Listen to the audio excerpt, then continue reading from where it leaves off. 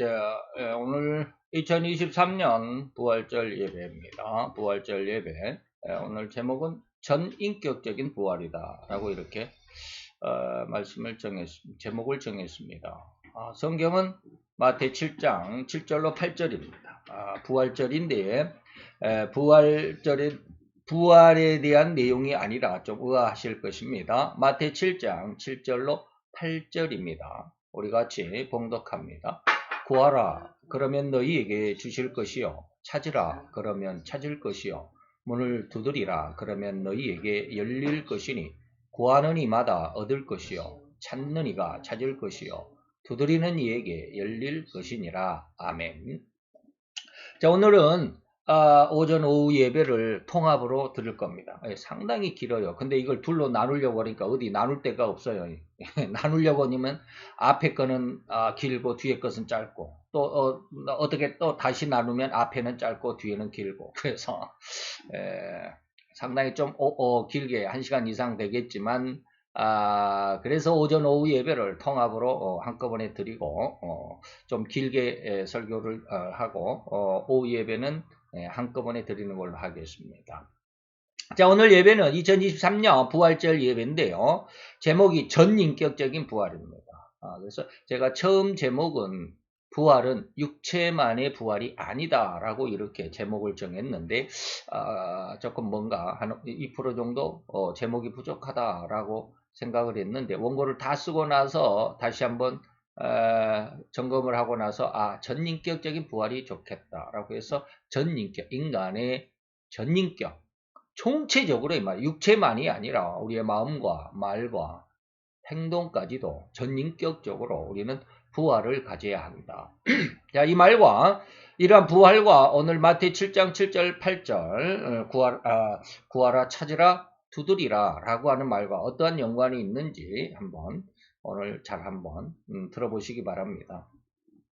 자, 오늘 2023년 부활절을 맞아 조금 색다른 측면, 부활에 대한 색다른 측면을 꿰뚫어 보면서 부활의 의미와 진실로 하나님의 진리는 무엇이겠는가 하는 의문에 대한 답을 찾고자 합니다.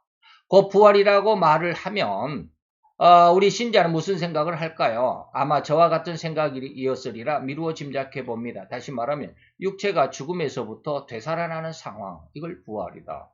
그죠? 이런 생각을 한다는 것이 아니겠습니까? 거의 많은 성도는, 많은이 아니라 거의 대부분은, 거의 한 99%는 이렇게 절대로 이런 부활에 관한 생각을 초월하는 다른 생각은 하지 못하는 상황일 뿐이라 하겠습니다. 그죠? 부활인데, 물론 이제 조금 우리가 흔히 말하는 이단 민중신학이나 해방신학에서 부활을 주장할 때 인격적인 부활이다라고 이렇게 말하는 경우도 있지만, 그거는 이제 그쪽에서 이야기하는 것이고, 정통적인 신앙에서는 인격적인 부활이라는 말을 많이 하기는 하죠. 그러나 부활이다라고 말했을 때 인격적인 부활이다라는 것을 얼른 생각해내기는 좀 상당히 어렵습니다. 그래서 단순히 육체가 죽음에서부터 되살아나는 이런 상황이라고 하는 것을 부인할 수가 없죠. 그런 생각을 합니다. 왜 이런 상황일까요? 이것은 목회자의 생태, 무슨 말인지 아시죠? 목회자가 어떻게 성경을 믿고 어떻게 설교하느냐 이 말이에요. 목회자의 생태 또한 이런 육체적인 부활 이상의 생각이나 또한 은혜를 얻지 못했기 때문이라고 단정해도 결코 과언은 아닐 것이라고 해석해 봅니다. 목회자가 모르니까 이 말이에요. 그렇다고 한다면 이렇게 말하고 있는 본인 백학영 목사는 다른 의미의 깨달음이나 은혜를 얻었다고 하는 것입니까? 그래서 부활에 대한 색다른 측면을 꿰뚫어 보고자 한다는 것입니까? 이렇게 질문하겠죠. 그럼 너는 또 다른 게 있냐? 이 말이에요. 그래서 오늘 생뚱맞게 부활절에 대해서 마태복음 7장의 말씀을 여러분들에게 제시를 했습니다. 도대체 그 말씀과 부활이 무슨 상관이 있나? 이 말이에요. 그래서 오늘 설교의 내용을 잘 들어보시면 여러분이 직접 이 질문에 대한 답을 얻을 수 있으리라고 분명하게 말씀드리겠습니다. 자, 서론 이렇게 하고 한번 들어가 봅시다. 첫째, 하나님은 전지전능하신 삼위일체 하나님이시다.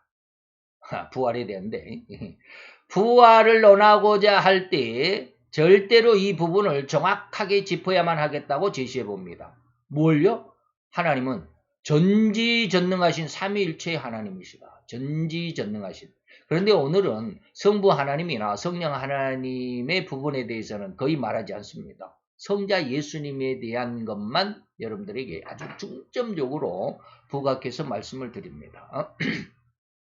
그래서 오늘 아주 아까 부활에 대해서 출발할 때 가장 첫 시발점의 중심이 뭐냐면 하나님은 뭐다? 전지전능하시다.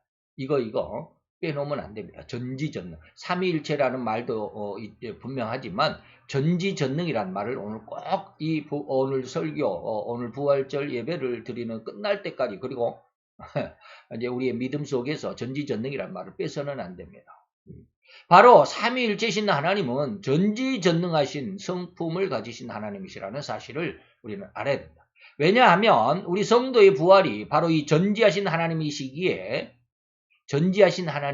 때문에 그의 진의를 여기에서 찾아낼 수 있어야만 합니다. 전지하신 하나님이라는 그 성품 안에서 우리가 이 부활을 찾아낼 수 있어야 된다 이 말입니다. 좀 말이 아직은 어렵죠. 그런 전지하신 하나님이시기에 다시 말하면 이 모든 것을 알고 계신다. 결론을 말씀드리면 우리의 부활도 알고 계셨다 이 말이에요. 그 전지하심 속에 부활이 들어있다 이 말입니다.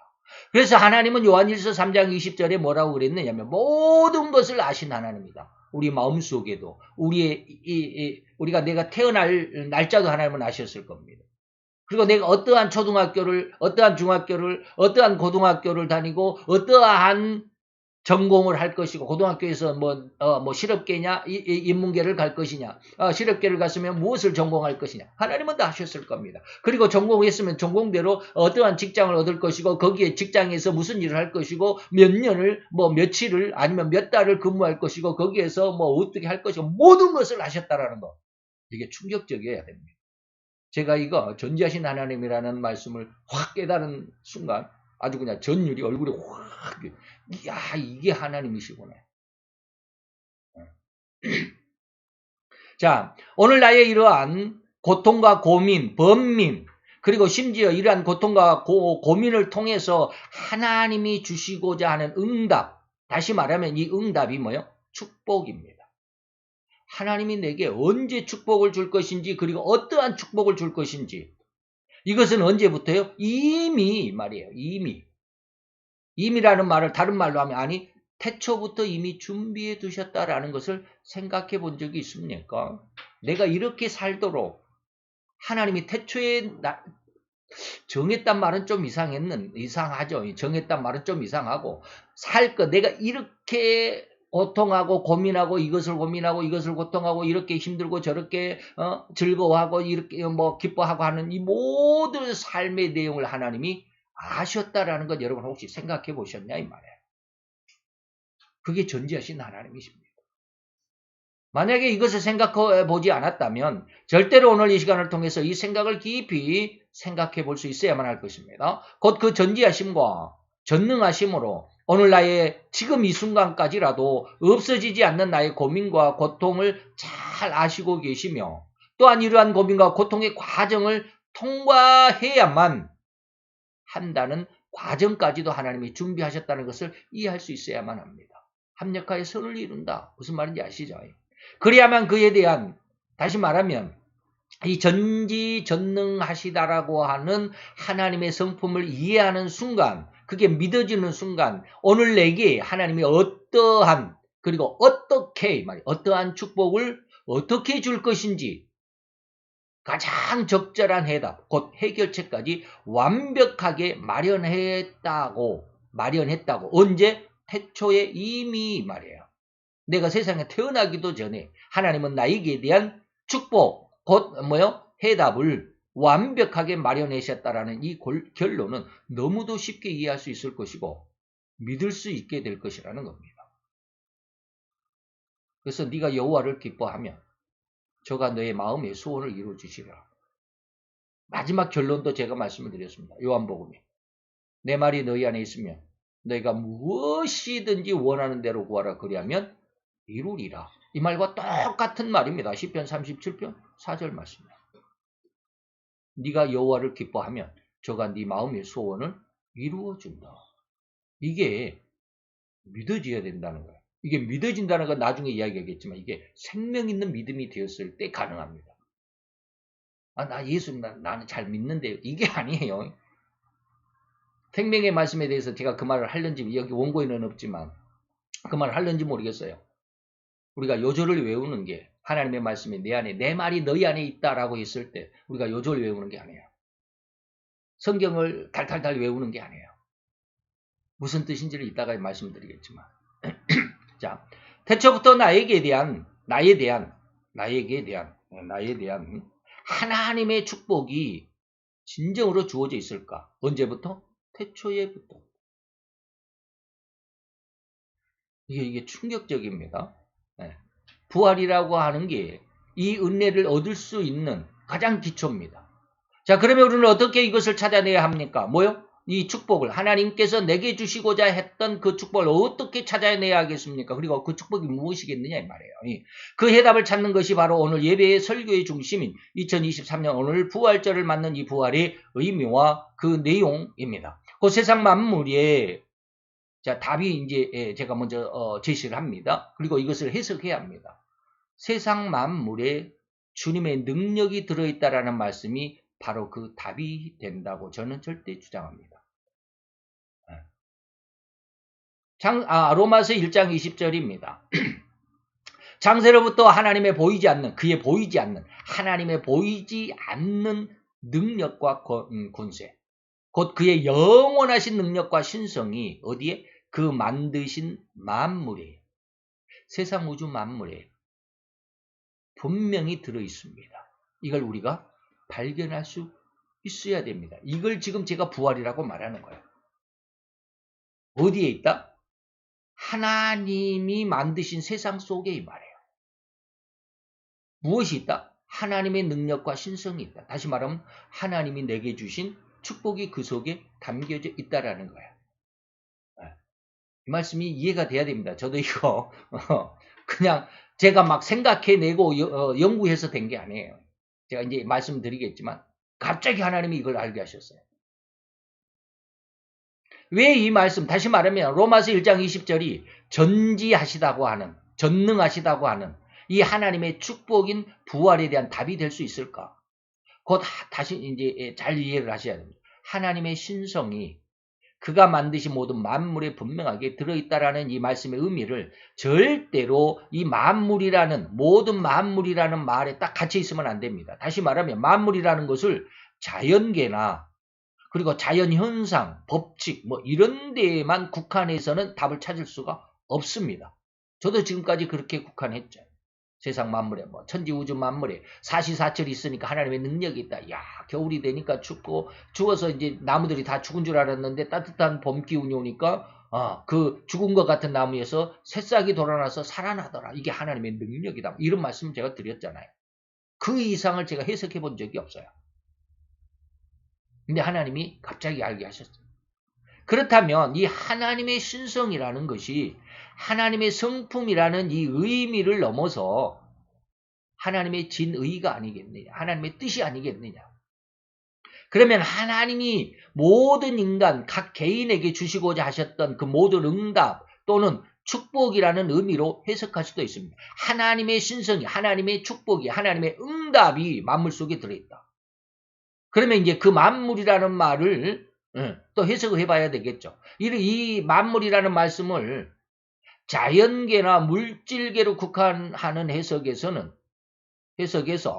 그러한 해석에서 조금 더 확장해 보자라는 겁니다. 이 만물이라는 것은 자연계나 물질계가 아니라 좀 더 확장해 보자. 어디까지? 자, 주님의 창조물 안에는 분명히 인간이 들어있습니다. 그죠? 하나님이 만드신 만물이다라고 했을 때 이 만물은 자연계만을 의미하는 게 아니라 물질계만을 의미하는 게 아니라 인간이 그 속에 들어있습니다. 여기까지 이해가 되시죠? 그런데 그 인간들이 살아가는 모든 환경과 조건까지도 포함된다고 해도 절대 잘못된 해석이 아니다. 잘못된 해석이라고 할 수 없다. 그러니까 잘못된 해석이 아니다. 무슨 말인지 이해가 됩니까? 제가 지금 뭘 계속 강조하냐면 하나님은 태초부터 이미 나를 예정했고 나를 아셨고 그리고 내게 주실 하나님의 축복은 이미 태초부터 준비해 주셨어요. 자, 그렇다고 한다면 하나님의 답을 어디서 찾아야 하냐면 로마서 1장 20절에서 제가 찾아라고 그랬습니다. 그런데 거기에 하나님의 영원하신 능력과 신성이 하나님이 내게 주신 축복이 하나님의 뜻이다라고 지금 한번 바꾸어서 여러분들 생각해 보라 이 말입니다. 하나님의 진의, 하나님의 축복, 모든 응답, 이것이 어디에 들었어요? 이제 만물에 들어 있습니다. 근데 그 만물은 자연계나 물질계로만 국한한 것이 아니라 인간이 그 속에 들어 있습니다. 만물 속에 들어 있습니다. 그렇다고 한다면 조금 더 확장해 보자 이 말입니다. 그 인간들이 살아가는 모든 환경과 조건까지도 이 만물 속에 포함시켜야 된다. 잠깐 맨 처음에 제가 그랬습니다. 나라고 하는 백화명이가 세상에 언제 1960년 1월 11일 날 태어나게 하셨다는 것 하나님이 알고 계셨습니다. 그리고 어떤 초등학교, 어떤 중학교, 어떤 고등학교는 실업계냐 인문계냐 실업계를 할 것이고 그리고 뭐 기계제도를 전공을 할 것이고 그래서 울산 현대자동차에 들어가서 1년 반을 근무할 것이고 다 하셨다 이 말입니다. 그렇다고 한다면 그 모든 환경이 그 속에 있겠느냐? 있다라는 거예요. 예? 어떠한 환경 속에서 어떠한 초등학교에서 어떠한 중학교를 가고 어떠한 특징이 있는 고등학교를 가고 이 말이에요. 모든 환경과 조건까지도 이 만물 속에 포함시켜보자 이 말이에요. 그것은 절대 잘못된 해석이 아닙니다. 그죠? 모든 만물이라는 것은 그냥 우리는 자연계, 물질계만 생각을 하니까 답이 안 나온다. 그렇다고 한다면 인간의 모든 삶과 인간 역사의 내용들까지라도 포함할 수 있다고 한다면 그 안에는 분명 모든 인간이 실력이라고 자부하는 학문까지도 포함된다. 제가 지금 차근차근 한 걸음 한 걸음 더 확장시켜 갑니다. 자, 이게 바로 그것입니다. 뭐요? 학문적인 실력과 능력으로 인간들이 살아가면서 편리하다라고 편익이라고 만든 이 제도들, 어떠한 규칙들, 어떠한 법칙들, 그 다음에 윤리와 도덕, 다시 말하면 법이죠. 이런 것들 등등 모든 인간 삶에 필요한 것들까지도 이 만물이라고 하는 말씀 속에 포함되어 있음을 이해하고 믿을 수 있어야 합니다. 말이 굉장히 어렵습니다. 상당히 깊이 생각해 보지 않으면 이 말을 이해가 좀 어렵긴 해. 제가 이제 말씀을 드리니까 그러지만 생각해 낸다라는 게 좀 힘들 것 같아요. 이렇게 해석할 수는 없을 것 같아요. 저도 이런 해석을 하는 것을 한 번도 들어본 적도 없으니까. 근데 하나님이 이제 이야기하겠지만 지난 수요일에 하나님이 이것을 해석해 주신 거예요. 자, 바로 그 안에 다시 말하면 이 규칙이나 제도, 인간들이 살아가는 규칙이나 제도들 안에 하나님이 인간들, 아니 바로 나를 위해서 이미 태초에 응답해 두신 해답, 곧 축복이 들어있습니다. 들어있습니다. 제도 안에 들어있습니다. 인간들이 살아가는 삶의 환경 속에 이미 하나님이 나를 위하여 내가 고민하고 내가 힘들어하고 그리고 하나님 앞에 간절한 그 답을 얻기를 원했던 그 답이 들어있다 이 말입니다. 그래서 이 모든 만물, 다시 말하면 그 안에 모든 만물 안에 인간이 만들어 놓은 제도나 규칙들까지라도 자세하게 즉 기도하면서 들여다보면 분명 그 안에서 답을 얻을 수 있게 된다는 것입니다. 만물을 들여다보면 로마서 1장 20절에 뭐라고 그랬습니까? 그 안에 모든 만물에 하나님의 신성이 하나님의 뜻이 들어있으니까 그러므로 너희가 자세히 보면 다 깨닫는다. 몰랐다고 핑계할 수가 없다 이 말이에요. 결과가 그러잖아요. 로마서 1장 20절에 그러므로 너희가 핑계치 못한다. 하나님 나에게 왜 그렇게 기도했는데도 응답이 없었습니까? 그건 내가 뭐라고 그럴까? 좀 더 기도해 보면 알았을 텐데 이 말이에요. 못 찾았다고 핑계할 수 없어요. 분명히 하나님이 그 만물 속에 내가 너에게 대한 응답을 줬다. 자, 그래서 이 모든 만물, 그 안에, 만물 안에 인간이 만들어 놓은 제도나 규칙들까지라도 자세하게, 즉, 기도하면서 들여다보면 분명 그 안에서 답을 얻을 수 있습니다. 그래서 저는 이것을 소풍 가면 우리가 가장 재밌는 게임이 뭐예요? 보물찾기죠. 소풍 가면 그 꽃이 뭐예요? 보물찾기입니다. 보물찾기듯이 그렇게 인류의 삶 속에서 보물인, 응답인, 축복인 그것이 나에게 주어진 축복을 우리는 스스로 찾아내야 됩니다. 마음을 속에 내가 숨겨놨으니까 너희가 자세히 들여다보고 기도하고 하나님을 의지하고 하나님 앞에 구하면 찾을 수 있다 이 말이에요. 보물찾기처럼. 그렇게 나에게 주어진 축복이 무엇일까 하고 구하고 간절한 마음으로 기도한다면 반드시 얻을 수 있을 것이라는, 아니 이미 그렇게 응답하신 대답이 오늘 로마서 1장 20절이더라는 것입니다. 그렇게 찾고자 하면 찾을 수 있게 될 것이고, 그래서 오늘 제가 부활절을 맞이해서 마태복음 7장 7, 8절을 본문으로 제시한 겁니다. 구하여야 되고 찾아야 되고 오늘 두드려야 됩니다. 또한 답이라고 축복이라고 찾았다고 한다면 이제 그런 인간 역사 속에 들어있는 제도나 규칙을 통해서 실제로 응답으로 얻기를, 즉 문이 열릴 때까지 문을 두드려야만 한다는 것입니다. 반드시 열립니다. 제가 갑자기 과정을 싹 생략을 하고 결론을 지금 아주 간단하게 결론을 지어드리는 겁니다. 뒤에 이제 그 내용들이 있으니까. 자, 그렇게 열리도록 계획하신 분이 누구요? 하나님이시니까. 그분은 뭐요? 전지하신 하나님이시고 그분은 전능하신 하나님이시기 때문에 그렇게 우리가 기도하면 문을 열어줄 능력도 되시고 이미 우리가 그렇게 기도할 것이라고 하나님은 알고 계시기 때문에 문이 열려진다라는 거예요. 이걸 이해할 수 있어야 됩니다. 이를 잘 이해할 수 있어야 되고 믿어야만 합니다. 이렇게 얻는 응답이며 이제 이렇게 얻는 응답이며 축복과 부활과 우리는 또한 무슨 연관이 있나? 마태 7장 7, 8절이 무슨 부활과 연관이 있나 이 말이에요. 그래서 우리는 그 연관성을 찾아가 보도록 합니다. 먼저 저의 경험, 환상을 한번 말씀드립니다. 군포에서 환상, 조금 가끔 제가 말씀드렸죠. 제가 가끔 말씀드렸던 저의 경험이고 보았던 환상의 내용입니다. 군포의 모 교회에서 부목사로 있다가 사임했을 때 당장의 사택을 비우라는 요구에 일주일을 제대로 밥도 먹지 못했고 잠도 자지 못하면서 거실에 모프 한 장을 깔고 모프 한 장을 덮고 거기서 밤을 새우다시피 기도하면서 갈 곳을 구하였던 때 있습니다. 그때 그 일주일 만에 몸무게가 무려 7kg이나 빠지는 엄청난 중압감에 고민 중이었습니다. 밥도 못 먹었어요, 그때. 밥 먹을 맛이 없어요. 입안에 밥 한 숟가락을 집어넣으면 정말로 모리알을 씹는 것이 무슨 느낌이다라는 것을 그때 실감했어요. 밥을 씹는데 이게 맛이 없어요. 이게 완전히 모리알 씹는 것처럼 먹을 수도 없어요. 씹을 수도 없어요. 그렇게 힘들었어요. 일주일 만에 나갈 집을 찾아야 되니까. 뭐 한 달, 두 달이 기한이 있는 것도 아니고.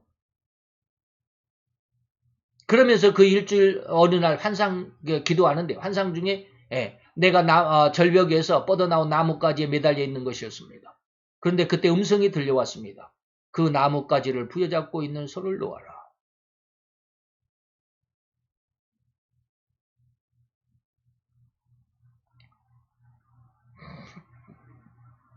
그러면 그 아래에 있는 가장 푹신하고 가장 부드럽고 가장 평안하고 가장 안락한 침대가 있느니라 그렇게 말씀하셨어요. 근데 저는 이걸 그냥 지금까지는 어떤 환상적인 어떤 경험, 간증으로만 사용했어요. 이때가 언제입니까? 2004년 12월이었습니다. 겨울이었어요, 겨울. 근데 거실에 모프 한 장 깔고 모프 한 장 덮고 잠도 못 자고 그렇게 밤새워 고민하고 기도했습니다. 지금부터 16년 전의 일이었어요. 19년 전의 일이었어요. 그런데 이것을 저는 간증으로만 사용했던 그 환상이 진실로 전지전능하신 삼위일체가 되시는 하나님이셨구나라는 사실을 엊그저께 믿어지는 기회가 있었습니다. 그날이 지난 5일이었습니다. 2024년 4월 5일 수요일, 그러니까 4일 전이잖아요. 오늘 주일이니까. 이때 이 환상이 하나님은 이미 내게 응답이 하셨구나. 응답은 정해졌고 내 축복은 이미 정해졌고 이미 응답하셨는데 왜 그걸 지금까지 19년 동안 몰랐는지. 뭐요? 이미 그랬잖아요. 나는 너에게 이미 가장 푹신하고 가장 부드럽고 가장 평안하고 가장 안락한 침대를 너에게 줬어 이 말이야. 근데 나는 19년 동안 그것을 몰랐어요. 간증으로만 생각했어. 하나님은 이미 그걸 준비했어요. 무엇이? 하나님의 전지하심이, 하나님의 전능하심이 이미 나에게 응답으로 축복으로 준비하셨다는 거예요. 근데 몰랐잖아요. 19년 동안. 그냥 간증으로만. 이런 경험이 있었습니다. 하나님이 이런 능력을, 하나님이 이렇게 나에게 응답으로 찾아오셨습니다. 근데 그 안에 지난 4일 전에 수요일날 갑자기 이게 하나님이 내게 응답하신 거구나. 이미 응답하셨구나. 응답하신 건데 왜 나는 이제까지 19년 동안 이걸 까마득히 모르고 있었을까? 그 푹신하고 안락하고 부드럽고 가장 평안한 침대가 있다는 그 말씀은 바로 이미 나에게 그렇게 가장 좋은 응답으로 가장 좋은 축복으로 준비가 되어 있었다라는 그런 의미였습니다. 이제야 깨닫는 지난 수요일날 갑자기 그냥 그동안 계속해서 제가 지난 주간에 설교도 그런 설교를 했어요. 교리 때 교리 강의 시간에 부활에 대해서 설명을 이 말씀 설명했어요. 계속해서 그런 내용들을 기도하고 있었어요. 짤막짤막하게 9가지를 하나님이 주셔서 그걸 쭉 정합한 게 오늘 설교 내용입니다. 그래서 전지전능하신 하나님이시기에 너무나도 확실하게, 너무나도 충분하게, 너무나도 정확하게 한치의 오차나 시행착오도 없이 이미 태초에 이것을 마련하셨고 준비해 두신 것입니다. 왜요? 전지하시기 때문에, 전능, 능력이 있으시기 때문에, 그것을 이루실 능력이 있으시기 때문에 그렇게 말씀하신 거예요. 이것이 바로 전지하신 하나님이시기 때문에 가능한 일이었습니다. 전능하신 하나님이시기 때문에 가능한 일이었습니다. 그래서 전지전능하심이 우리의 부활의 첫 단추다 라고 말씀드리는 겁니다. 그 다음에 세 번째입니다. 인간이 편리하게 만들어 놓은 이러저러한 규칙이나 법칙이나 제도들까지 아까 말씀드렸죠. 이제 여기에 대해서 한번 말씀드려볼까 합니다. 이런 것까지라도 포함하여 그 안에 나에게 대한 축복이, 응답이 이미 태초에서부터 준비된 것이었다라는 세 번째 말씀 한번 생각해 봅니다. 자, 이러한 만물, 세상 만물 안에서 이미 전지하심으로 마련하셨을 나의 간구와 소원의 해답을 찾아야만 합니다. 그리고 찾을 수 있어야만 합니다. 왜? 이미 내가 넣어놨으니까. 만물 안에 내가 내 신성, 내 뜻을 내가 넣어놨으니까 너는 그것을 찾을 수 있어야 돼. 그리고 우리는 찾아야만 합니다. 그리고 그렇게 찾고자 한다면 하나님은 반드시 그의 약속하신 것을 이루실 것입니다. 그래서 마태 7장 7절 8절 오늘 본문으로 여러분들에게 제시해드린 겁니다. 구하면 너에게 주실 것이고 찾으면 너희가 찾을 것이고 문을 두드리면 그러면 너에게 열릴 것이야. 구하지 않으면 절대로 예배는 있지만 단정할 수는 없지만 거의 99.9% 절대로 구하지 않으면 얻지 못합니다. 야고보서에 그랬어. 너희들 왜 응답을 얻지 못하냐? 안 구했잖아 이 말이에요. 욕심으로 구했잖아. 두 가지입니다. 어쨌든 이렇듯 구하는 것과 찾는 것과 문을 두드리는 것은 절대로 순서라고 해야만 합니다. 물론 특별한 예외는 있습니다. 그러나 저는 분명 거의 모든 상황에서 모든 성도에게 일반적으로 이 순서는 절대로 흐트러지지 않습니다. 뭐예요? 구해야 하는 겁니다. 두 번째는 구하면 하나님께서 뭐 한다고? 너에게 줄 거야. 그래서 네가 얻을 수 있어. 뭘? 하나님이 내게 무슨 축복을 줬는지를 우리가 깨달을 수 있습니다. 기도하지 않으면 얻지 못합니다. 안 알려줘요. 왜요? 기도하도록 하나님이 훈련하시기 위해서 세상을 만들었으니까. 그래서 첫째는 기도하는 겁니다. 그래야 우리에게 주신 응답이 내게는 이 응답을 주셨구나 라고 깨닫게 되는 겁니다. 그것을 얻을 수 있다는 겁니다. 얻게 된다는 거야. 내가 너희에게 줄 것이니 네가 구하면 내가 너희에게 줄 것이니 너는 얻을 거야. 이제 쉽게 말하면 내게 축복이 내게 대한 응답이 무엇인 줄 알았잖아요. 그러면 어떻게? 찾아야죠. 어디 가서 찾아요? 세상 우주 만물 속에 이 말이에요. 이미 내가 거기에 넣어놨으니까 네가 찾으면 돼. 너의 응답이 무엇인 줄 알았니? 다시 말하면 우리가 서품 가서 보물 찾기 하면 무슨 1등은 무슨 보물 1등이면 무엇이고 2등이면 무엇이고 하잖아요. 그럼 그거 알았으면 그거 찾아야 되잖아요. 여기저기 나무까지도 들여다보고 선생님 바지 뒷주머니에도 한번 넣어보고 손을 넣어봐야지. 왜? 가끔 가다가 1등짜리는 꼭 교장 선생님 바지 주머니 속에 넣어놓더라고요.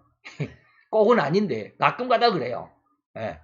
보물 숨기는 사람이 꼭 그래. 근데 우리가 교장 선생님 바지 주머니 속에 1등 보물이 있을 거라고 누가 생각을 합니까? 그냥 나뭇가지나 돌틈이나 나무 껍질 속이나 뒤져보고 그러지. 있는 줄 알았으면 찾아야죠. 그래서 이렇듯 태초부터 주어졌다는 그 축복, 그 응답은 절대로 그냥 오다 가다 우연히 만난 것이 축복이라고 생각해서는 안 됩니다. 한 번, 두 번 기도했다고 아니면 1년, 2년 그렇게 오래 기도했으니까 또 주님은 반드시 성도의 기도에 응답하신다라고 약속했으니까 반드시 응답하시리라는 그런 믿음, 이것이 진짜는 아니다라는 거예요. 그렇게 쉽게 생각하지 말아요. 하나님은 뭐라고 했어요? 간절히 찾아라. 네 생명을 내놓고 찾아라 이 말이에요. 제가 조금 전에 소풍에 보물찾기와 같다고 비유해드렸듯이 진실로 열심히 더욱 간절히 찾고자 하는 마음으로 쉬지 않고 온갖 상상을 동원하여 보물이 숨겨질 것으로 의심되는 곳을 계속하여 뒤적이면서 찾아다녀야만 한다는 것을 모르지는 않으실 겁니다. 제가 지난 수요일날 응답을 얻기까지 거의 한 달 이상을 하나님 앞에 죽기를 구했습니다. 하나님 죽는 게 낫겠습니다. 거의 매일 그랬어요. 하루 종일 근무하면서 밥 먹으면서도 하나님 왜 내가 밥을 먹어야 합니까? 사는 것보다 죽는 것이 낫겠습니다. 너무 힘드니까. 무엇이 힘들어요? 살아가는 게 죄인 줄 보이는 거야. 살아가는 게 죄인 거예요. 사람들과의 대화가 전부 죄인 거예요. 하나님을 기쁘게 해드린 것이 한 점도 없어요. 한마디도 없어요. 나 자신도 그래요. 이렇게 사는 것이 죄악인데 하나님 더 살면 더 많은 죄를 지을 것이고 나 이런 삶이 정말 싫습니다. 날마다 10기도 때도 그냥 죽여달라. 그냥 하나님 나 오늘 밤 이 밤에 자면 내일 아침에 안 일어나도 좋습니다. 못 일어나도 좋습니다. 미련이 없습니다. 삶에 대한 기대감도 없습니다. 너무 힘들었어요. 그게 뭐였을까요? 죄에 대한 미움이었습니다. 죄로 살아가는 일생의 죄에 종노릇하는 삶이 너무너무 싫었어요. 그래서 죽는 것이 사는 것보다 낫겠습니다. 그냥 하나님 나 이 시간 그냥 죽으면 하나님 천국에는 들어갈 거 아니에요. 다윗처럼 내가 세상에서 왕노릇하는 것보다 주님의 성전에 문지기라도 줬사오니 하나님 나 천국에 들어간다면 많은 하나님 앞에 가서 많은 상급 바라지도 않습니다. 그냥 이 시간 그냥 이대로 죽었으면 좋겠습니다. 그때 하나님이 주신 거예요.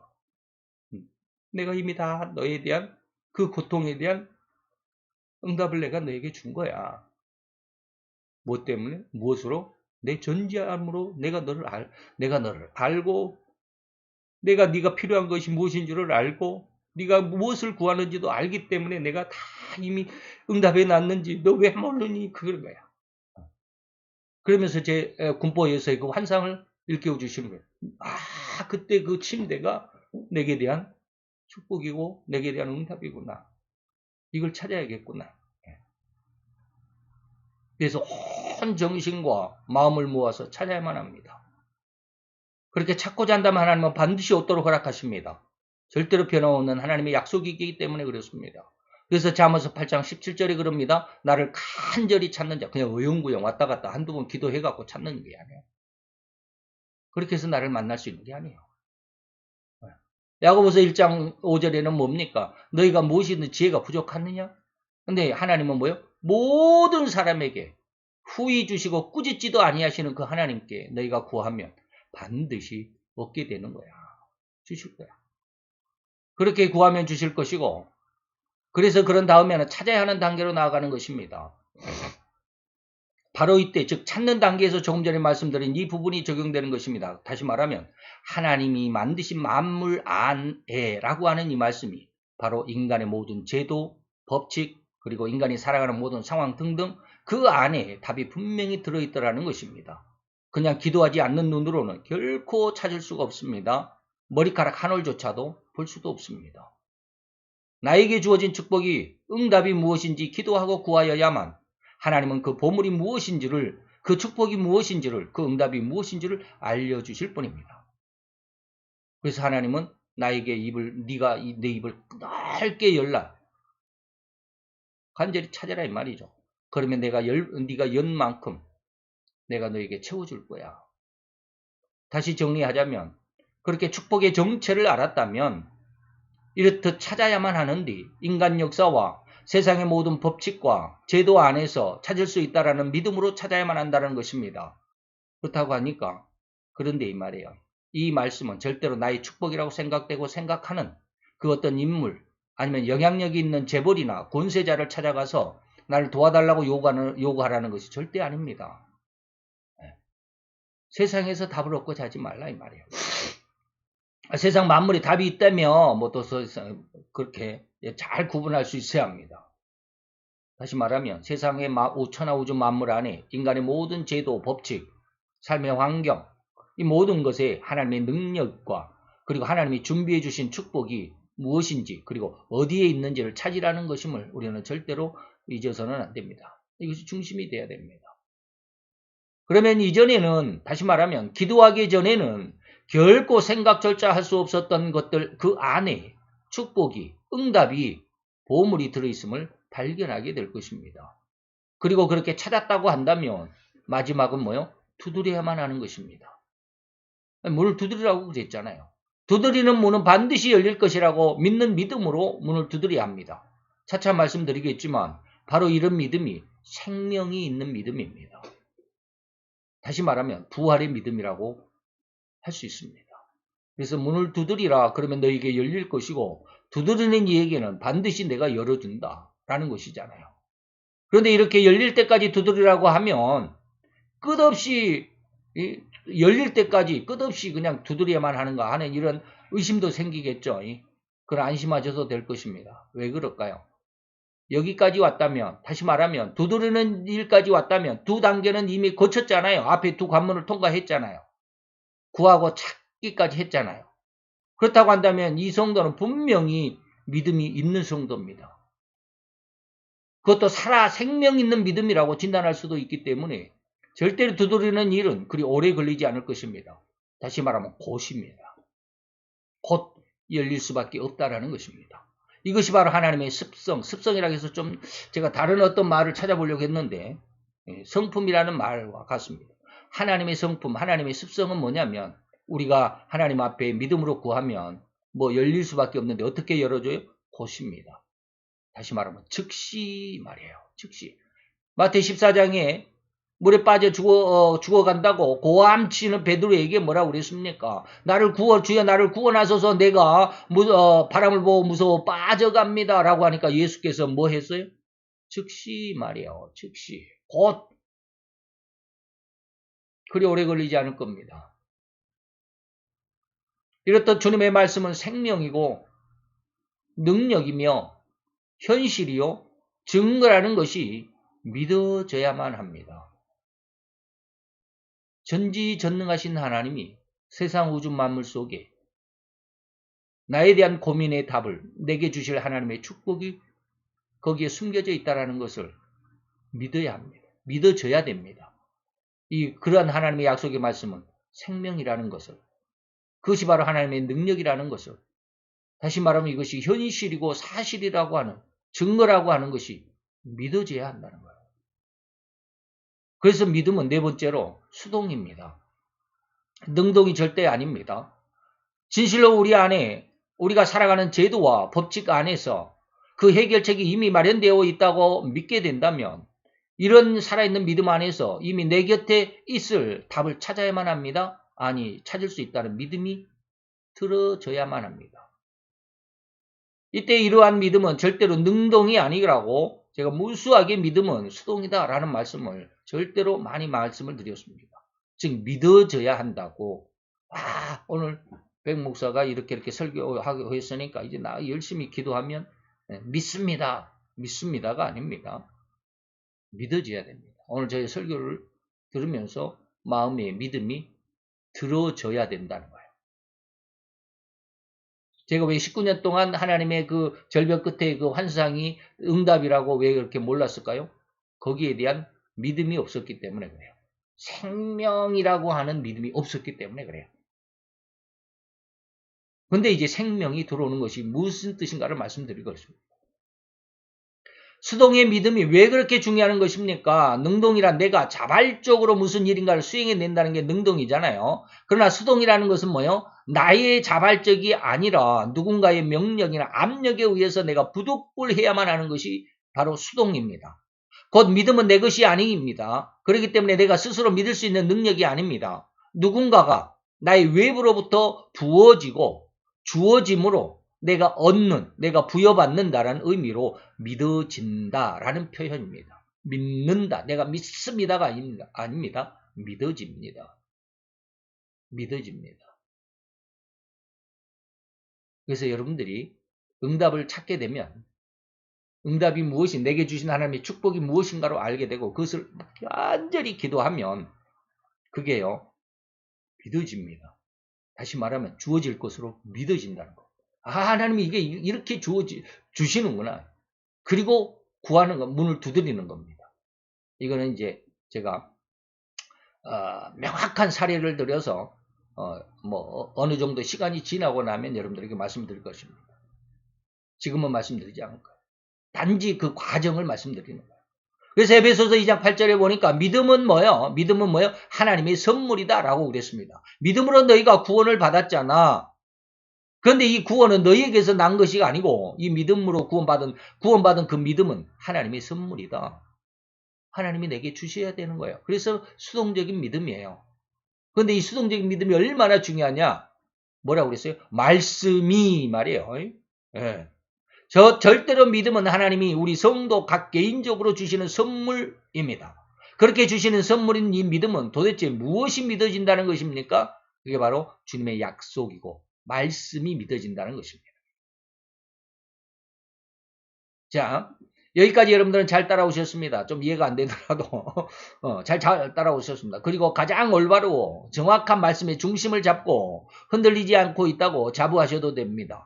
자, 그 다음에 말씀을 연결시켜 갑니다. 자, 주님의 말씀을 믿는 것이 아니라 주님의 말씀이 믿어져야만. 나는 성경을 믿습니다가 아니에요. 나는 성경이 믿어집니다. 믿어집니다. 이 은혜가 오기까지 여러분들은 여러분의 생명을 포기할 수도 있어야 합니다. 믿어져야만 절대적인 믿음이라고 할 수 있습니다. 이해되십니까? 그런 수동적인 믿음이 왜 이리도 중요합니까? 이제 말씀을 드립니다. 왜냐하면 요한복음 1장에서 이 말씀은 분명히 인간의 생명이기 때문에 이 생명의 주인이 바로 예수님이고 이 예수님의 정체가 말씀 하나님이시라고 증거하고 있잖아요. 그래서 요한복음 1장 1절로 4절 태초에 말씀이 있었습니다. 이 말씀은 곧 하나님이십니다. 그런데 그 말씀 안에 뭐가 있어요? 생명이 있었는데 이 생명이 바로 사람들에게 주신 빛이라 하셨잖아요. 잘 이해하실 수 있어야 합니다. 그 말씀을 믿음으로 얻었다라는 것은 다른 말로 하면 생명으로 내가 생명을 얻었다. 생명으로 내가 다시 부활했다라는 뜻입니다. 믿음을 가졌다라는 것은 부활이라는 의미예요. 다시 말하면 인간에게 그러면 지금까지 생명이 없었다는 것입니까? 그런가요? 그죠? 인간에게는 생명이 없습니다. 아니, 나 지금 살아있는데요? 아니요. 이미 6,000년 전에 에덴 동산에서 하나님의 명령을 어기고 선악과를 먹는 순간 인간은 죽었습니다. 내가 먹는 날은 정령 죽으리라. 무엇이 죽어요? 영이 죽었습니다. 생명이 죽었어요. 육신의 생명은 아니고 영의 생명. 이때 인간의 생명은 죽고 없어진 것입니다. 그리고 이때 주님의 말씀이 인간에게 생명으로 주어지는 그 순간 다시 생명을 얻은 것입니다. 이게 심령이 가난한, 심령은 뭐요? 하트가 아니라 스피릿이라고 그랬습니다. 내 영의 생명이 말이에요. 그래서 믿음은 생명이 있는 믿음이 있고 이 믿음에는 죽어 생명이 없는 믿음이 따로 있습니다. 지금까지 설명해드린 믿음이 생명이 있는 믿음이라고 절대로 말씀드릴 수 있습니다. 앞에서 쭉 지금까지 설명해드린 거. 이게 바로 이제 생명이 있는 믿음이라고 말씀드리는 거예요. 근데 믿음에는 죽어 있는 믿음도 있어요. 그러나 반대로 죽어 있는, 다시 말하면 죽어 생명이 없는 믿음이란 성경의 말씀을 달달 외우기도 하고, 그래서 제가 방금 말씀드린 거잖아요. 요절 외우는 게 아니에요. 내 말이 너희 안에 있으면 원하는 대로 구하라. 그 요절을 많이 외우고 있으면 하나님의 말씀이 내 마음속에, 내 믿음 속에 있습니까? 아니요. 성경 말씀을 외우는 게 아니요. 잘 알고 있는 것 같지만 정작 그 말씀의 중심인 예수를 절대로 알아볼 수 없는 믿음이 있었기 때문에, 믿음이라고 할 수 있기 때문에 이것을 죽은 믿음이라고 하는 것입니다. 구약 성경의 박사들, 박사들 성경을 달달 외우고 있는, 살아 걸어다니는 성경이라고 할 수 있을 정도로, 성경 박사들이라 할지라도 그들은 그리스도가 베들레헴에서 나실 것을 확실하게 알고 있었을지라도 절대로 단 한 사람도 베들레헴에서 태어난 예수, 그리스도인 예수님을 영접한 사람이 없음을 마태복음 2장에서 명확하게 보실 수 있을 것입니다. 그죠? 또한 예수님을 앞에 두고도 알아보지 못하는 대제사장을 보실 수도 있자는가 말입니다. 마태 26장 62절 68절입니다. 대제사장이 일어서서 예수께 묻되 네가 하나님의 아들이냐? 그러니까 예수께서 대답했습니다. 이후에 인자가 권능의 우편에 앉은 것과 하늘 구름을 타고 오는 것을 너희가 보리라. 인자가 재림할 것을 너희가 보리라. 이에 대제사장이 뭐야? 자기 옷을 찢으며 얼마나 당당했겠습니까? 무엇으로? 예수를 모르는 상황으로. 누군데? 성경 박사 중에 최고의 권위라고 하는 대제사장인데 예수를 앞에 두고도 모르잖아요. 자기 옷을 찢으며 예수를 거부하잖아요.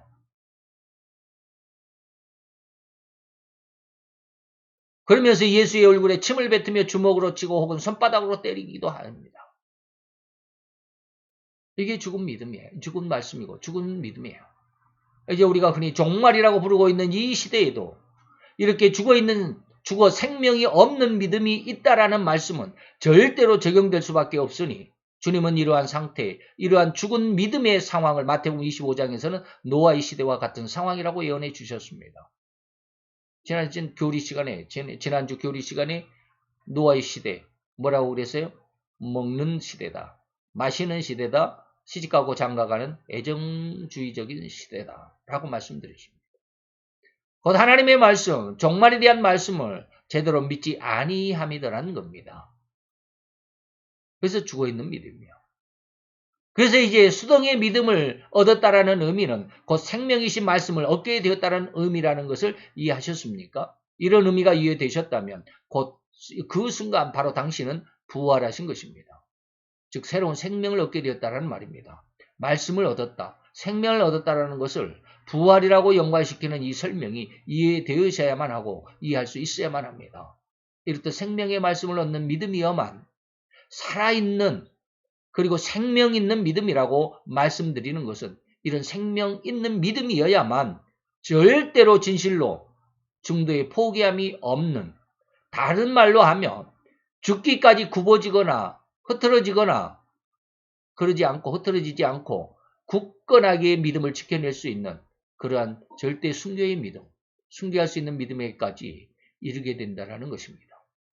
그래서 저는 가끔 하나님의 말씀을 직접 받은 모세, 그리고 모세에게 하나님의 의도를 전해드린 이스라엘 백성들 차이를 말씀드린 적이 있습니다.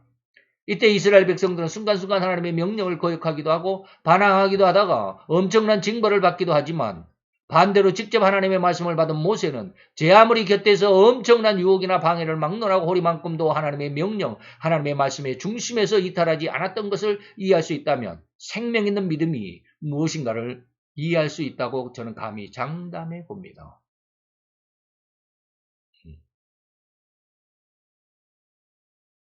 그래서 저는 그런 걸 생각해 봅니다. 하나님께서 제게 1년 전에 너는 흙이니 흙으로 돌아가라 라고 해서 제가 귀농 교육을 250시간을 받으면서 많은 것을 깨닫게 됐어요.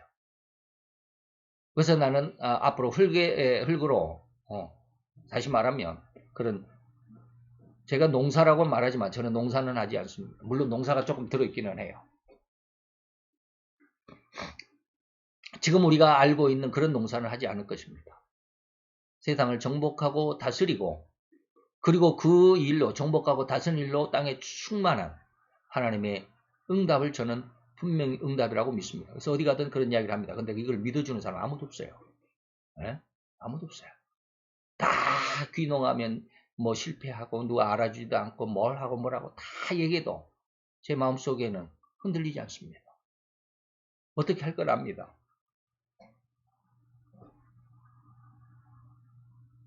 제가 이후에 얼마 후에 말씀드리겠다라고 했던 내용이 그거예요.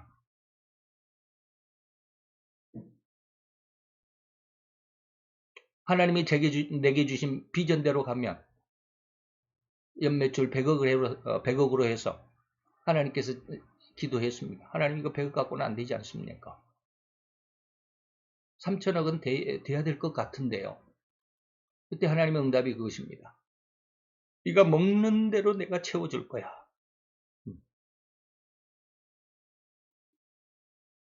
그래서 하나님의 응답을 저는 믿습니다.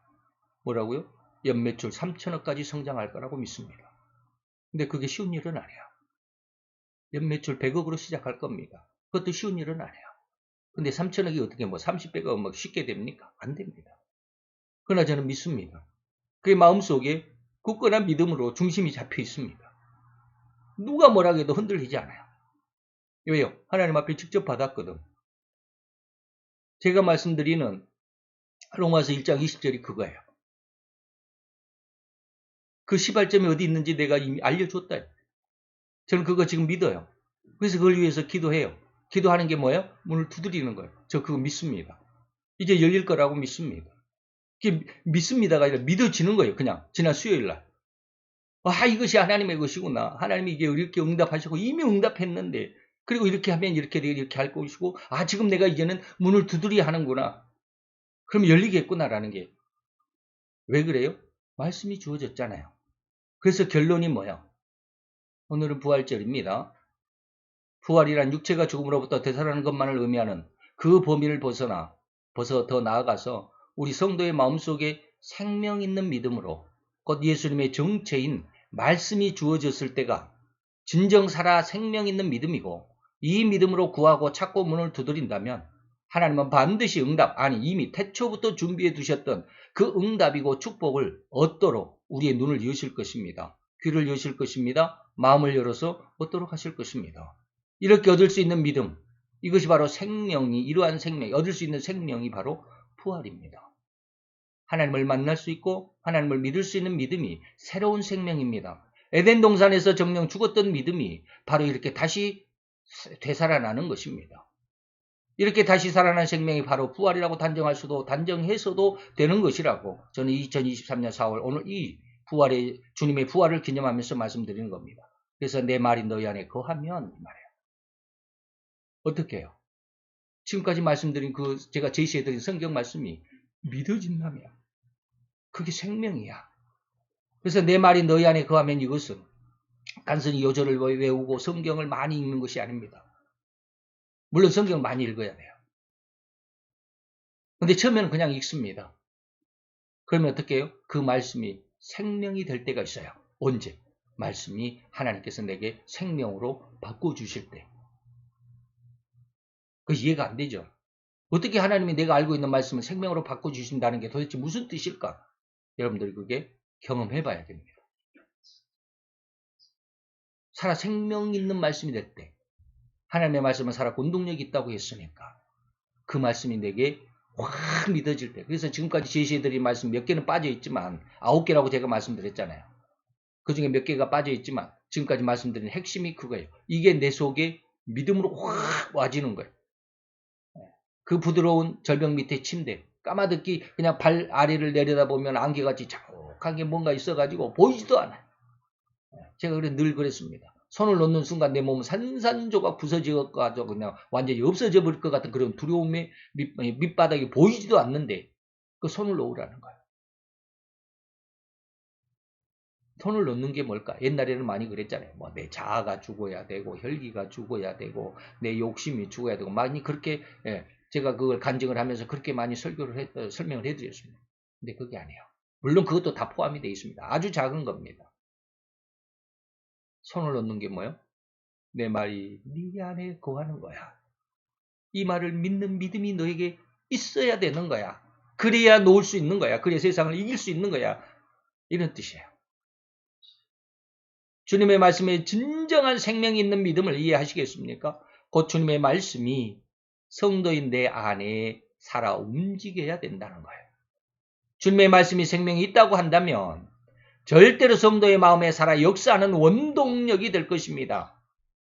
그래서 모세가 죽을 때까지 흔들림이 없이 주님의 말씀을 순종했듯이 주님의 말씀이 성도인 내 안에 주어짐으로 인해서 내 마음, 내 믿음 안에 살아 역사하는 원동력이 되어서 자연스럽게 믿어진다는 느낌, 수동적인 느낌과 그런 확신이 마음속으로부터 살아 올라오는 느낌을 느낄 수 있어야 됩니다.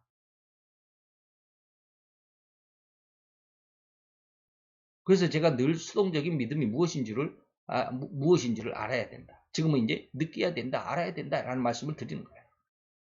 그래서 이렇다 살아 생명 있는 믿음이라면 그가 원하는 대로 구하는 것은 이미 얻은 것이다. 문을 두드리면 이미 네가 찾았느냐, 구했느냐, 그리고 찾았느냐, 그리고 문을 두드리면 이미 열린 거야.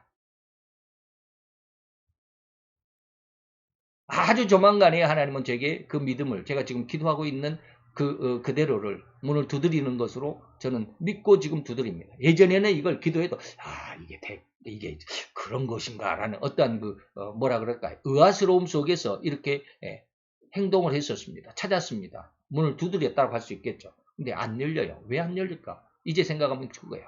네가 믿음이 없어서 살아 생명 있는 믿음이 아니었어. 그냥 이게 그럴 것 같다라는 그런 생각이에요. 내 생각이에요.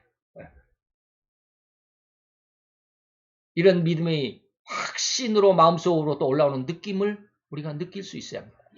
이게 느껴지는구나. 이게 진정한 부활입니다. 이러한 믿음, 이러한 말씀이 내 안에 살아 역사하는 믿음이 부활입니다. 옛날 에덴 동산에서 아담이 잃어버렸던 그 3대 축복이요. 3대 권능을 다시 회복한 것이 부활입니다. 이 회복이 진실로 부활입니다. 뭘 했어요? 네가 생육하고 번성하여 땅에 충만하라는 첫 번째 축복, 첫 번째 권능, 두 번째는 땅을 정복하라, 세 번째는 바다의 모든 고기와 공중의 새와 땅에 움직이는 모든 생물을 다스리라. 이게 3대 축복입니다. 이 권능이 자연스럽게 이루어질 것입니다. 하나님의 말씀이 내 안에 있는 순간. 왜? 그 말씀은 지난 시간에 제가 뭐라고 그랬어요? 창조의 말씀이라고 그랬잖아요. 창조의 능력, 창조주라고 그랬었잖아요. 그런 말씀을 드렸잖아요. 그러니 내가 원하는 대로 구하는 것은 뭐예요? 그대로 된다 이거예요. 문을 두드리면요. 두드리는 즉시 열린다라는 거예요. 이게 그냥 여러분들에게 제가 믿음을 고취시키기 위한 말씀이 아니에요. 좀 믿어달라고 예언하는 게 아니에요. 그냥 이건 하나님이에요. 성경 말씀은 그냥 우리가 많이 읽어서 되는 것이 아니에요. 물론 많이 읽어야 되지만 저는 지금 뭘 강조합니까? 성경 말씀 그냥 하나님이에요. 그냥 생명이에요. 그게 능력이에요. 꼭 그대로 되는 거예요.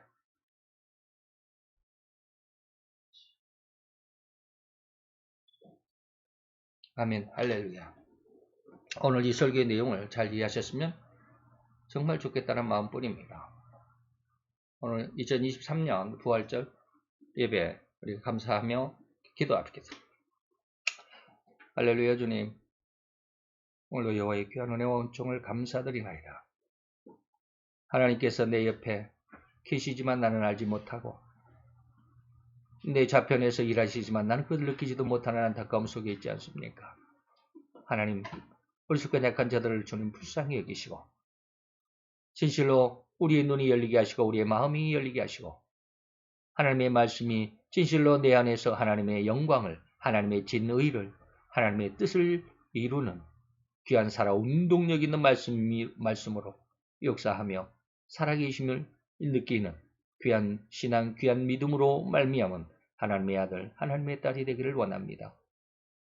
오늘도 주님의 역사하심 속에서 2023년 이 부활절로 우리의 부활을 꿈꾸며 또한 우리 전인격적인 부활의 그 의미를 깨달으며 주 앞에 함께하여 싸우매 아버지여 우리를 생명으로 인도하심을 믿나이다. 생명으로 인도하셨음을 믿나이다. 이제 원하는 대로 구하는 것, 아버지의 그것이 욕심이 아니라 하나님의 영광을 위하여 하나님의 뜻을 이루는 하나님의 백성 되는 아버지의 귀한 생명 있는 언행이며 그래서 땅을 정복하며 또한 아버지의 모든 생물을 다스리며 하나님의 영광을 이루어낼 수 있는 아버지 하나님의 귀한 은혜의 영광을 그래서 정복하며 또한 다스리며 그리고 땅에 충만한 귀한 은혜의 역사를 이루어가는 3대 축복의 귀한 하나님의 아들로 딸로 변화받아 성장하며 성숙할 줄로 믿고 감사를 드리며 오늘도 예수 그리스도의 이름으로 감사와 기도드려 싸움나이다.